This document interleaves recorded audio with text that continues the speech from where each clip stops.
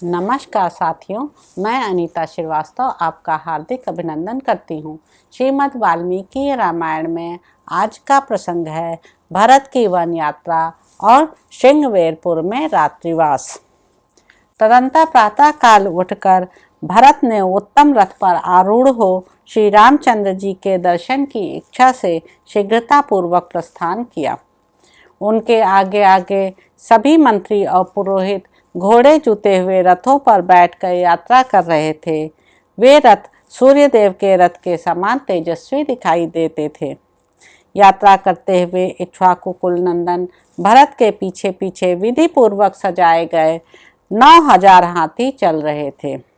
यात्रा परायण यशस्वी राजकुमार भरत के पीछे 60,000 रथ और नाना प्रकार के आयुध धारण करने वाले धनुर्धर योद्धा भी जा रहे थे। उसी प्रकार 1 लाख घोड़सवार भी उन यशस्वी रघुकुल नंदन राजकुमार भरत की यात्रा के समय उनका अनुसरण कर रहे थे। कैकेयी, सुमित्रा और यशस्विनी कौशल्या देवी भी श्री रामचंद्र जी को लौटा लाने की जाने वाली उस यात्रा से संतुष्ट हो तेजस्वी रथ के द्वारा प्रस्थित हुई। ब्राह्मण आदि आर्यों के समूह मन में अत्यंत हर्ष लेकर लक्ष्मण सहित श्री राम का दर्शन करने के लिए उन्हीं के संबंध में विचित्र बातें कहते सुनते हुए यात्रा कर रहे थे। हम लोग दृढ़ता के साथ उत्तम व्रत का पालन करने वाले तथा संसार का दुख दूर करने वाले स्थित प्रज्ञ श्याम वर्ण महाबाहो श्री राम का कब दर्शन करेंगे। जैसे सूर्यदेव उदय लेते ही सारे जगत का अंधकार हर लेते हैं, उसी प्रकार श्री रघुनाथ जी हमारी आंखों के सामने पड़ते ही हम लोगों का सारा शोक संताप दूर कर देंगे। इस प्रकार की बातें कहते और अत्यंत हर्ष से भरकर एक दूसरे का आलिंगन करते हुए अयोध्या के नागरिक उस समय यात्रा कर रहे थे। उस नगर में जो दूसरे सम्मानित पुरुष थे वे सब लोग तथा व्यापारी और शुभ विचार वाले प्रजाजन भी बड़े हर्ष के साथ श्री राम से मिलने के लिए प्रस्थित हुए।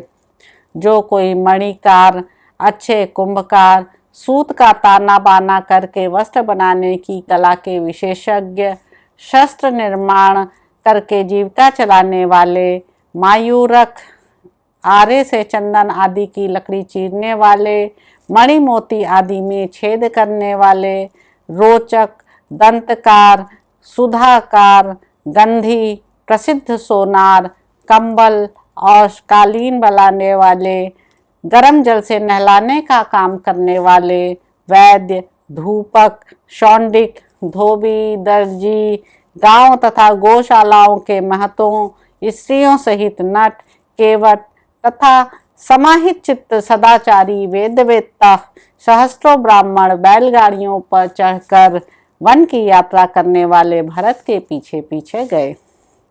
सबके वेश सुंदर थे, सबने शुद्ध वस्त्र धारण कर रखे थे तथा सबके अंगों में तांबे के समान लाल रंग का अंगराग लगा था। वे सबके सब नाना प्रकार के वाहनों द्वारा धीरे धीरे भरत का अनुसरण कर रहे थे। हर्ष और आनंद में भरी हुई वह सेना भाई को बुलाने के लिए प्रस्तुत हुए कैकेयी कुमार भातृवत्सल भरत के पीछे पीछे चलने लगी।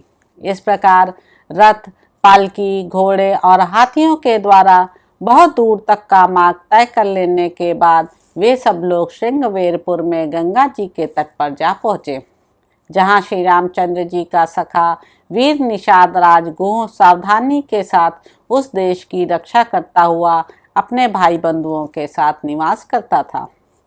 चक्रवाकों से अलंकृत गंगा तट पर पहुंचकर भरत का अनुसरण करने वाली वह सेना ठहर गई।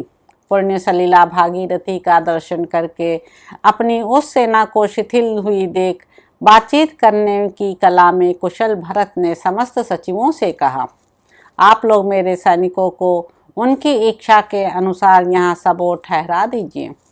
आज रात में विश्राम कर लेने के बाद हम सब लोग कल सवेरे इन सागरगामिनी नदी गंगा जी को पार करेंगे। यहाँ ठहरने का एक और प्रयोजन है। मैं चाहता हूँ कि गंगा जी में उतरकर स्वर्गीय महाराज के पारलौकिक कल्याण के लिए जलांजलि दे दूँ। उनके इस प्रकार कहने पर सभी मंत्रियों ने तथास्तु कहकर उनकी आज्ञा स्वीकार की और समस्त सैनिकों को उनकी इच्छा के अनुसार भिन्न भिन्न स्थानों पर ठहरा दिया। महानदी गंगा के तट पर खेमे आदि से सुशोभित होने वाली उस सेना को व्यवस्था पूर्वक ठहराकर भरत ने महात्मा श्री राम के लौटने के विषय में विचार करते हुए उस समय वहीं निवास किया। तो इस प्रकार साथियों, अयोध्या कांड में निहित 83वां सर्ग यहाँ पर समाप्त होता है। आशा है आपको यह प्रसंग अच्छा लग रहा होगा। अब आपसे अगले अंक में मुलाकात होगी।